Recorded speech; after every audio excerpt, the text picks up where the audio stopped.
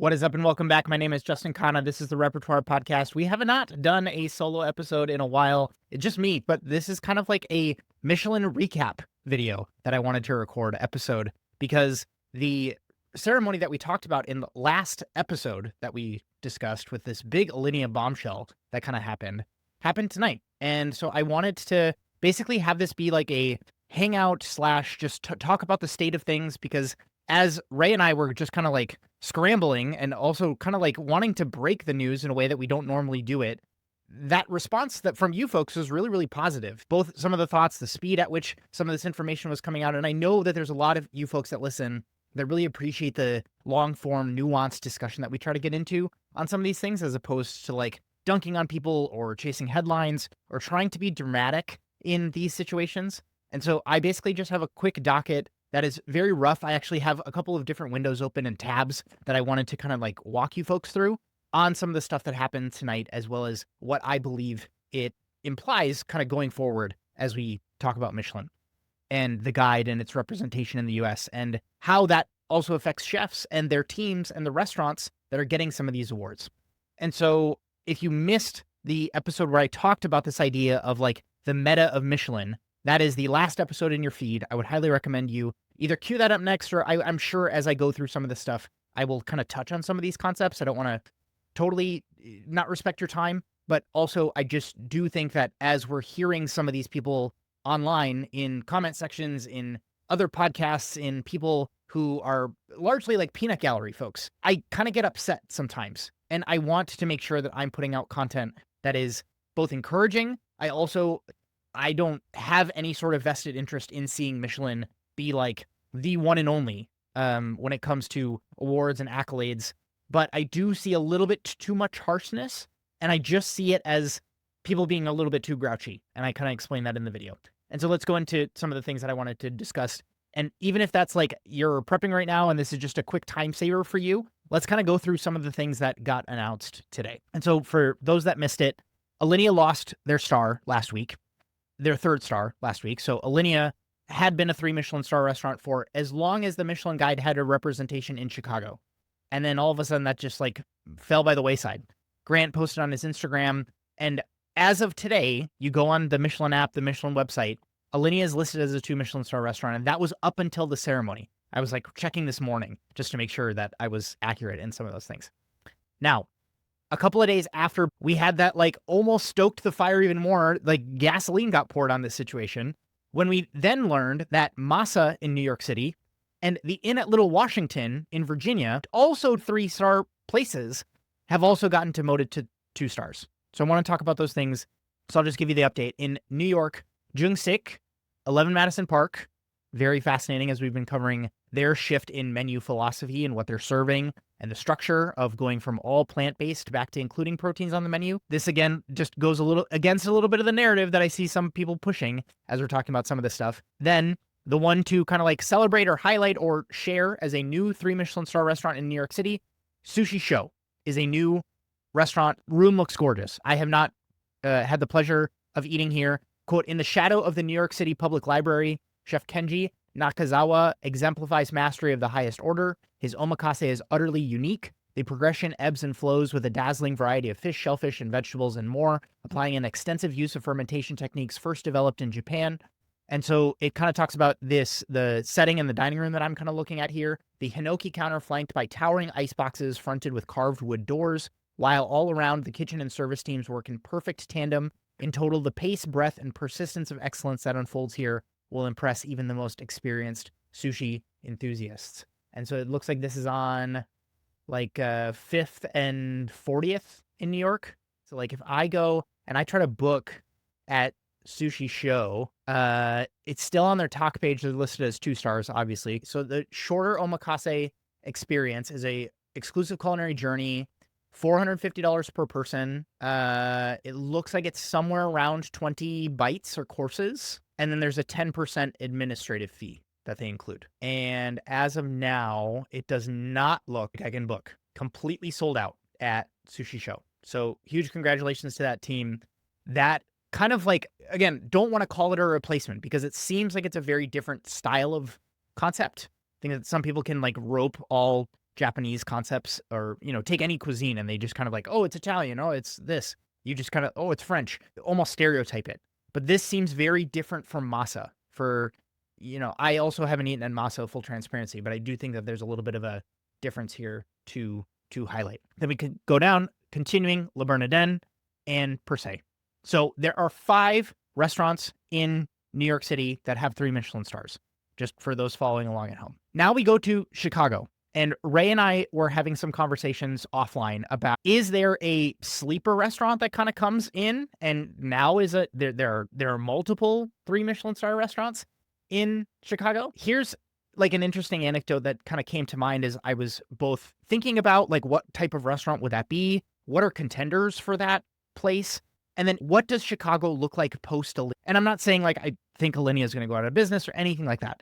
But I think you kind of have to look at the fact that a big draw of talent, people wanting to come to Chicago to work, whether that's people like myself on the culinary side, people on the front of house side, purveyors, it is almost like they were all fawning over this restaurant in Alinea and the style of food that they were producing. And it really took hold of the city.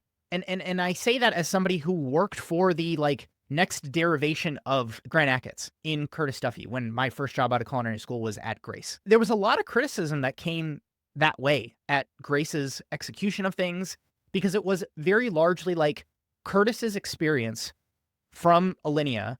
A lot of the recipes were used. A lot of the plating things were used. He was not the like theatrics at the table type of person, but I would be lying if I said that like when we would serve your first bites on a big thing of a whiskey barrel, and we would torch it in the kitchen so that when it came out into the dining room, it was smoking, and all of the little bites had the kind of like, thinly shaved cucumber with apple gel on it, and we roll it up and have a little bit of piece of lemon balm on it.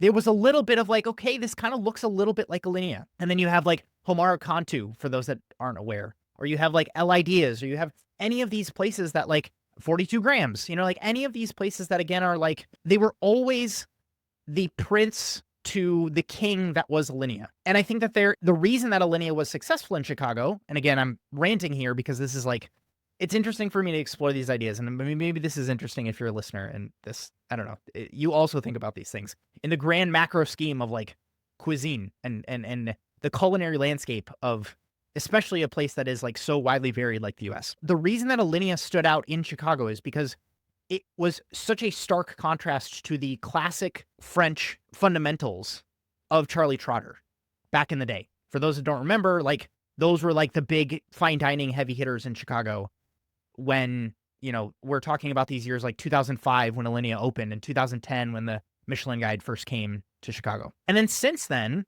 we have kind of seen like almost like it's not an exact swing back, but if you've ever had Chef John Shields' food at Smith, there's a lot of like, he's using yeast, he's making pastes, he is fermenting stuff, he's using like mussels in a way that is like smoking them or like pickling oysters or using like beeswax on desserts in a way that like does not happen at Alinea. And what's so interesting about Chef John is that he worked at Alinea, so he kind of like, he understands all of those, the bag of tricks that exists at a place like Alinea. But then he also has not swung it all the way far to say, we are trying to be like Noma. We are trying to be Faviken. And that I think is like such a interesting needle that they thread at Smith. And I ate there when they had 2 stars. I thought it was a phenomenal experience. And like the way that they cook protein was very, very satisfying. Their sauces are incredible.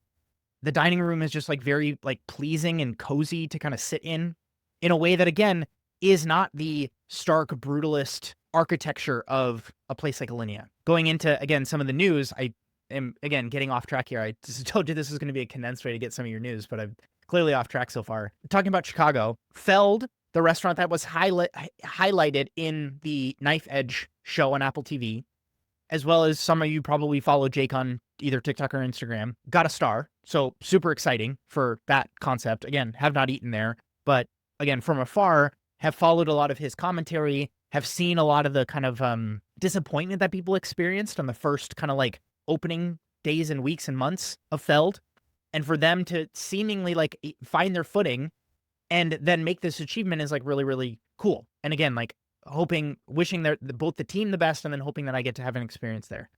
And then again, a friend of the show, Jeannie Kwan, I have an interview with her ages ago of Kasama, her and her husband Tim. They are one of the more notable Filipino restaurants, not just in the US, but like in the world, to have achieved not just one Michelin star, but now they have been elevated to 2 Michelin stars. And that's like really freaking crazy cool. The way that they have both navigated success, remained grounded, but then also like made a staple name for themselves from a brand perspective, I think is really, really like admiring to watch. Their heads have not gotten too big.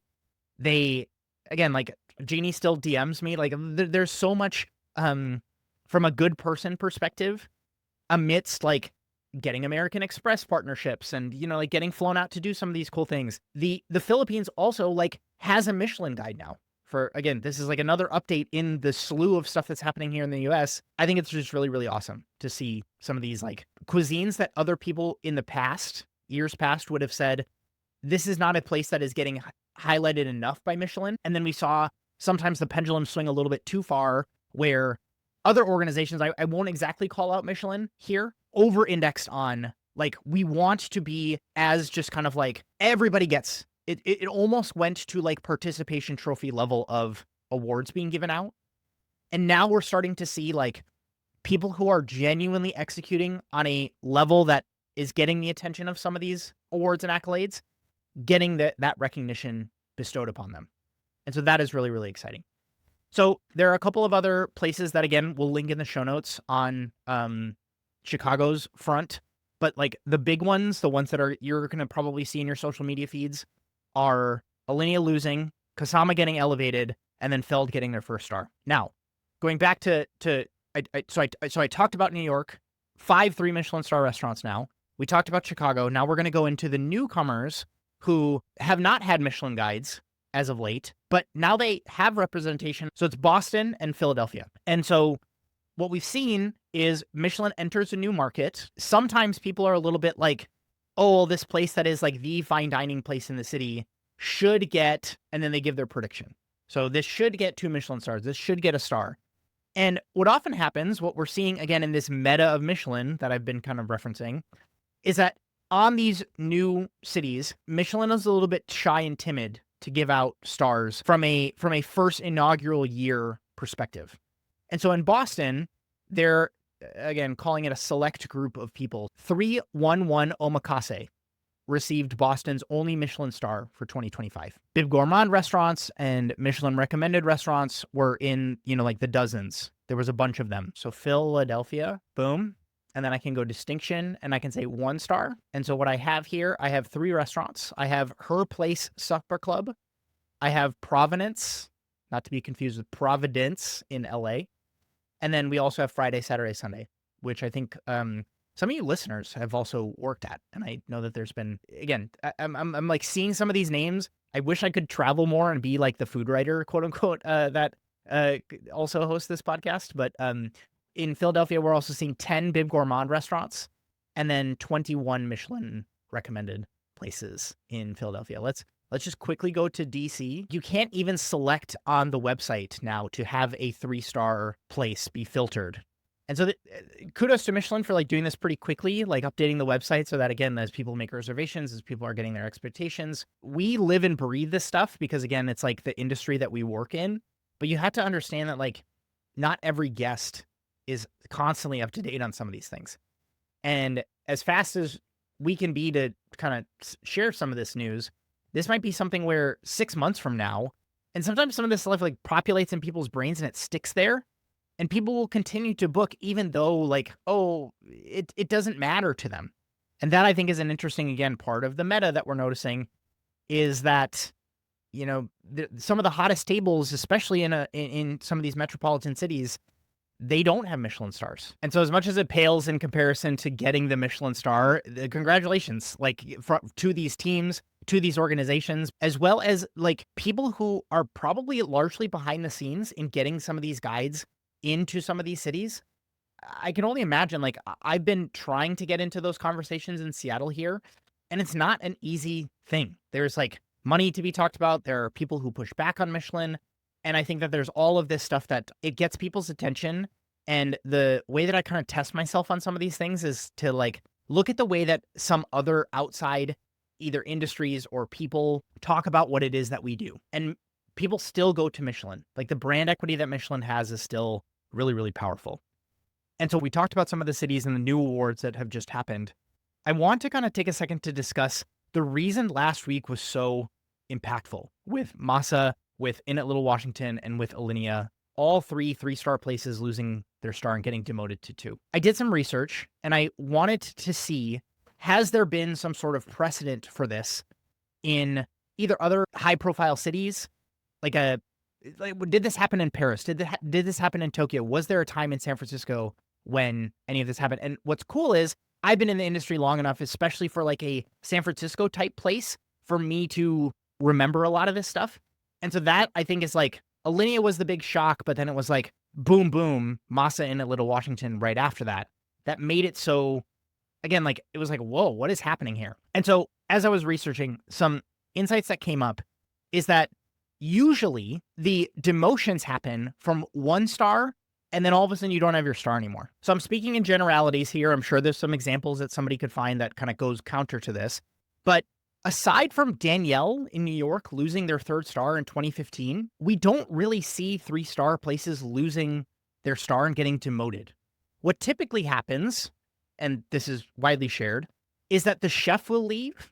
And then now all of a sudden it is like, oh, the concept is totally different. Yes, the name on the front of the thing is the same, but it's like, this is a different restaurant now because the person who was creatively contributing, who was maintaining the standards, who was attracting the talent, who was kind of setting the heading or the vision for this place is no longer with the company. Now, all of a sudden it is like, it is worth, like reconsidering. The other reason that are typically cited is the concept itself changes, which is again why it has been so impressive to see a restaurant like 11 Madison Park go from, everything goes on the menu to all of a sudden we are going to be a plant-based restaurant. Michelin would have in the past typically qualified that as like, hey, this is kind of grounds for maybe a demotion to happen here. But 11 Madison Park has retained its 3 stars, or something like an extended closure. We've seen this happen with things like fires that have happened. We've seen this with other natural disasters that have kind of like plagued a place. We've seen, for example, like when Noma moved, Noma went from one location in Copenhagen to a different building just across the city. All things else being equal, we don't often see team is firing, the chef is the same, the concept has not changed, and now all of a sudden the demotion happens. As far as I have been able to remember, as well as what the research is telling me, it's pretty rare. And so that I think is like a really big wake-up call for a lot of people. I think there's certainly the question of why this year, if they're like, again, I want to know where in the timeline some of these things got kind of like broken. I'm also noticing that there's like this big influx of new cities, new restaurants, new markets. I can imagine that Michelin on the guide side is hiring a lot.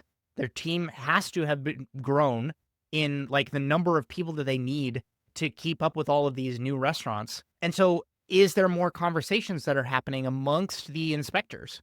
And now all of a sudden it's almost like the committee is having like a more pronounced voice in the conversation where you can't just impress one Michelin inspector who goes, you know what I mean? This is unprecedented largely.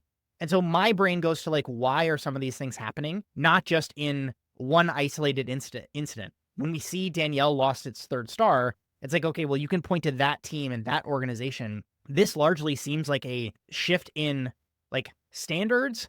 I also kind of think about like teams being tired, teams being stale, so to speak. I saw one screenshot that somebody posted. It was a photo of, it was like a plaque almost. They have the 3 Michelin stars, and then it was the 2 more like recent and longest tenure chef de cuisines of Alinea in Dave Barron and Mike Begal, both on the wall. For those that aren't familiar, Dave Barron was one of like the founding like chef de cuisines of Alinea. A lot of the like black truffle explosion was not like his quote unquote dish, but like the really, really early videos on YouTube of Alinea going through some of the development stuff. Like Dave Barron is the guy who was showcased in a lot of those videos. He was also very, very involved with opening the aviary and Next. And then you have Mike Begal, who like both continued the high standards, obviously, but he did a lot of the like Lamb 86, and also like the green apple balloon is largely attributed towards Mike Begal.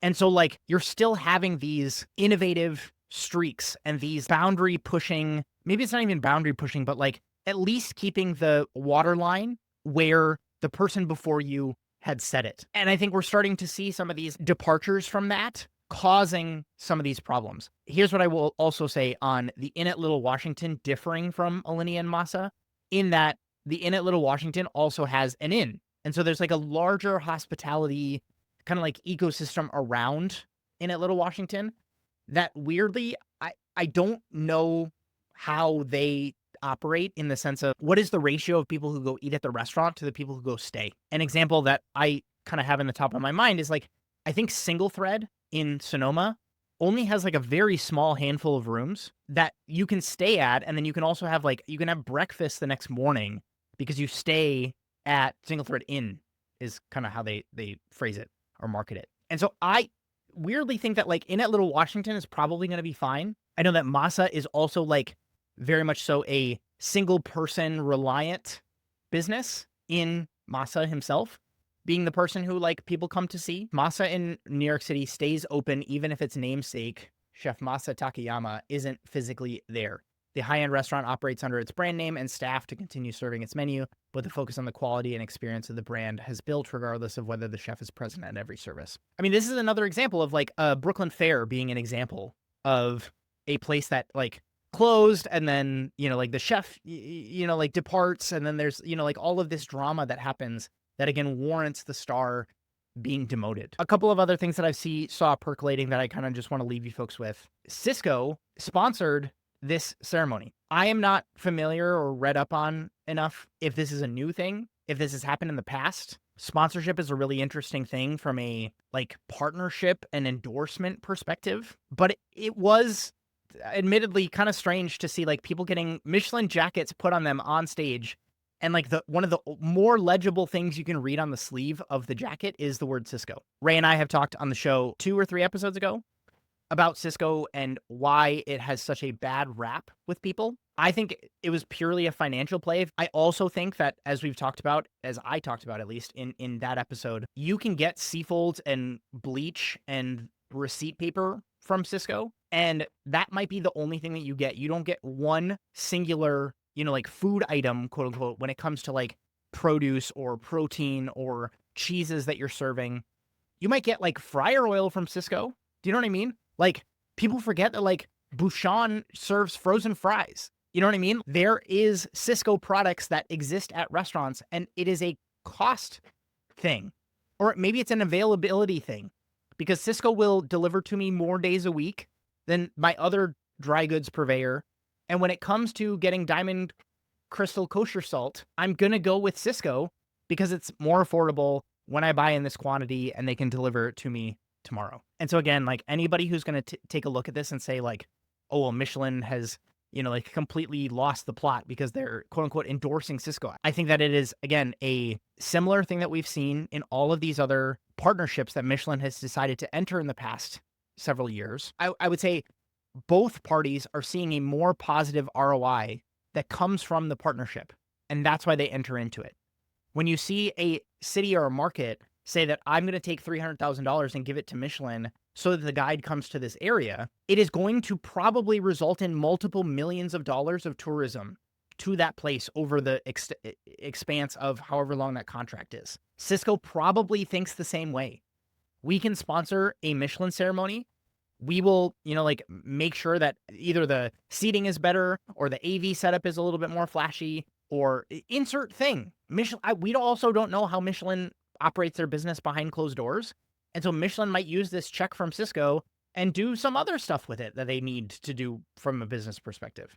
And then Cisco is saying, okay, well, just the fact that, one, I'm talking about it, so they're getting free marketing from me, even though Cisco does not sponsor this podcast. And then also the chefs that are like subliminally seeing the word Cisco on the chef jackets of some of these people. It is, again, the same thing happens when, for those that don't, like, we're really going back in the archives here, but like Ferran Adria of El Bulli back in the day, there are photo shoots of him where he literally looks like a football player, like a soccer player, where his chef coat across all the arms, across like the chest, across, like the back. There's like logos of everybody because it was like he was taking sponsorships from all of these different places because it was funding the Tailleur. Do you know what I mean? Like it was helping to increase his ability to do cool stuff. And I think that's all, like, it really is that simple. It is not this like convoluted, all of the quality of all of the places that Michelin is reviewing and giving stars to is now inundated with Cisco frozen stuff. And so I just want to hopefully dispel that myth and just make sure that like people don't feel any shame for like ordering dry goods from Cisco. If we're starting to see something like I covered when the Lumi Island restaurant was getting Costco chicken and marketing it as something that it's not, that is a problem. I just want to be very clear on some of these things. Okay, as we start to see some of these markets like go through these rough patches, for all the people who are going to come and say like they're giving stars too easily, they're giving them out like candy. I saw a podcast clip going around, people saying that it's so easy for people to get stars. There's two, like, again, real hard data points that I just want to share that kind of like give a little bit of a rebuttal to that. And the first one is like this example, like places who are titans in the industry, places who largely have not changed from again, things that Michelin typically will dock for. So you can't say that Michelin is just mailing it in or coasting through this or not sending inspectors to these places. I've seen that criticism too, where it's like, okay, well, a place gets this recognition and then all of a sudden Michelin will like, they must be just fine, or like, or we're only going to go once. It's almost like there's a standard asymmetry here where Michelin is saying like, we're trying to keep our standards here, and we're starting to see that some of these places are not able to do the same thing. This is why performance matters. This is why I talk about concepts like total station nomination. Like it goes all the way down. Then we talk about people. I talked about this in the meta of Michelin. I promised I'd kind of float this back up just as a reminder, is people who just know what they want when it comes to their restaurant. And this is when we start to see the places like Lilo, places like, there's a couple in New York, I think, that got stars incredibly fast after opening. And I did actually have something that came up as I was talking to a friend that I can think of as a negative, quote unquote, to that happening. So Lilo, I think it was something like 5 weeks of being open, or 7 weeks or something. It was not a long period of time after their opening day. They were awarded a Michelin star. One, I will remind you that is the most common demotion that happens. Point number two, and this is my rebuttal, when you give a Michelin star so fast, you typically have a really good insight on things like the wine program, the room, maybe the philosophy of the restaurant, arguably. What you don't have is a kind of full spectrum view of how that restaurant treats seasonality across the year. That I think is like maybe a little bit up for debate, especially when it comes to like restaurants in California that typically lean into like, we're using seasonal stuff. And so if you're going to go to a place awarded a Michelin star in the springtime, let's say, or like an example of Lilo, I'm almost positive it was over the course of a summer.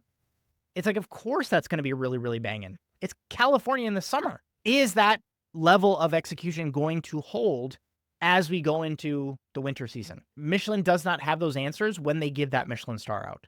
And again, that's what frustrates me so much about some of this stuff, is like the people who will say like, this place doesn't deserve a Michelin star, you ask them the follow-up question of, have you gone and eat there? Have you had the food?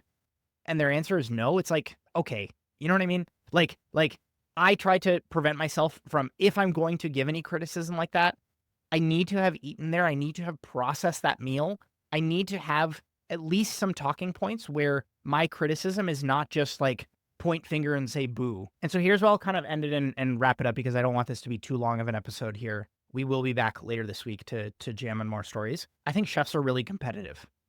And I think that we're starting to see almost like the generation change, in the sense of like the guard who had the stars and has been largely, I don't want to say like profiting as if it's like some sort of negative, but it's almost like the new guard coming in, especially as the old guard really had to kind of like get us through COVID. Like there was a lot of like, people forget.